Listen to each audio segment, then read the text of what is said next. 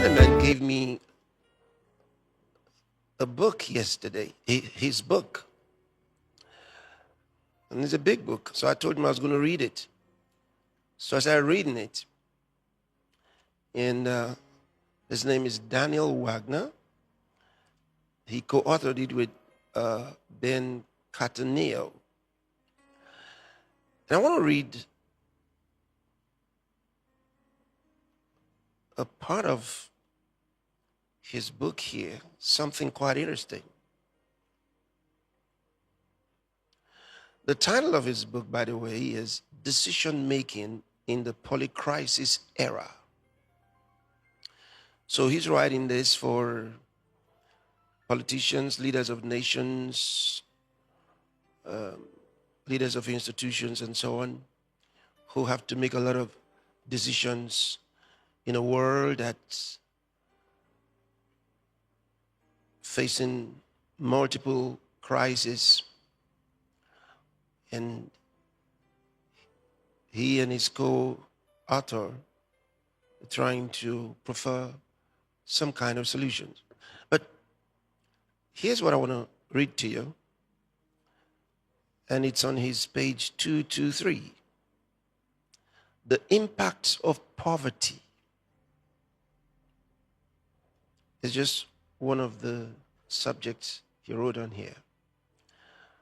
So he goes, as previously stated, poverty provides fertile ground for organized crime, terrorism, the exacerbation of violent conflict, and an increase in the propensity of infectious disease, amongst other impacts. While terrorism makes fewer national headlines than it did over a decade ago, the correlation between terrorism, poverty, and food insecurity is undeniable. For example, in 2022, 4 of the 10 countries most impacted by terrorism were in the Sahel and included Mali, Burkina Faso, where extreme poverty rates exceed 40%. Of the 830 million people facing food insecurity globally, 58% live in the 20 states most affected by terrorism. As noted briefly above, the existence of poverty improves the ability of terrorists and insurgent groups to recruit members. It is therefore unsurprising that some of the world's deadliest terrorist organizations are found in some of the world's poorest regions. These include the Islamic State and its affiliates in Syria and Sahel, Al-Shabaab in Somalia and Eastern Africa, and the Balochistan Liberation Army in Pakistan. Similarly, there is a clear connection between poverty, violent conflict, and political instability. For instance, between 2020 and 2022, there were 13 military coups in sub-Saharan Africa, 7 of which were successful. In each case, the coup plotters said poverty alleviation was one of the key factors motivating their activities. It is also estimated that a country with a GDP per capita of $250 or less has a 15% chance of experiencing civil war within the coming 5 years, whereas a country with a GDP per capita greater than $5,000 has the same risk estimated at less than 1%. What a difference. The existence of poverty provides fertile ground for the recruitment of militia members and insurgents. Localized popular support also for armed groups and a lack of a state presence in impoverished regions like Balochistan. The relationship between poverty and desperate situations, where you got armed conflicts, coups, infectious diseases, political instability, and the likes. Poverty is a curse. That's what it is. And then you understand why Satan and those who work for him and with him like the impoverishment of nations, because it helps them carry out their activities, their atrocious activities. And here's where Rhapsody Realities in this time is very important. We have to take the message out, a message that changes the hearts and minds of the readers and those who hear it read.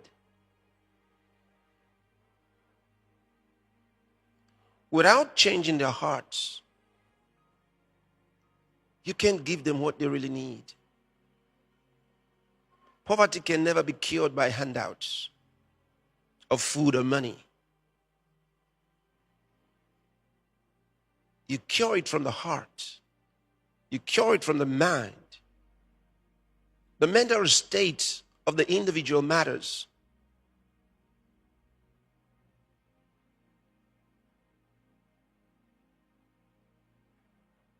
There are different kinds of education. The formal education from the schools that we have today don't really produce success. I mean, think about it. The number of people who go into formal education and how many of them come out successful? Very little. I'm not against that. I'm just letting you know that's not the real kind of education that produces success. There's a different kind of education. And that the Rhapsody of Realities provides. There's a spiritual education that can change anybody. You know, you can go to school and learn all the science and arts available and still be poor. Hey, I don't have to tell you, there are poor professors of science, professors of law, politicians who are poor.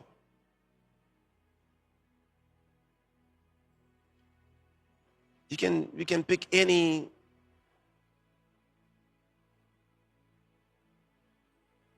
from any industry.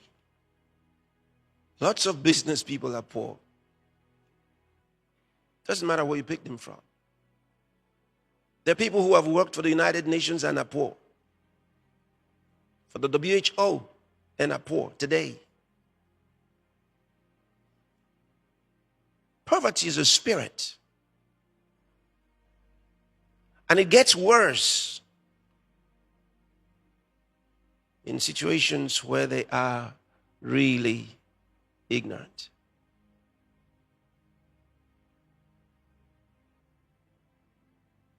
If you read the history of the industrialized nations, you'd realize that they began to prosper when the gospel of Jesus Christ came into those nations. You have to do your history properly. You find what I just told you to be a fact. So today's generations in these nations are heirs of what was already built by their forebears who knew the gospel. Well, not many others have the same story. A lot of others encouraged idolatry for so long. They thought it was their culture. And so they had to protect their culture They fought anything that tried to take it away from them. You find those in a lot of African countries, they think it's an African culture. They don't even want to describe it as idolatry, but it is idolatry. You find in Asian countries as well, many Asian countries, where idolatry still holds strong.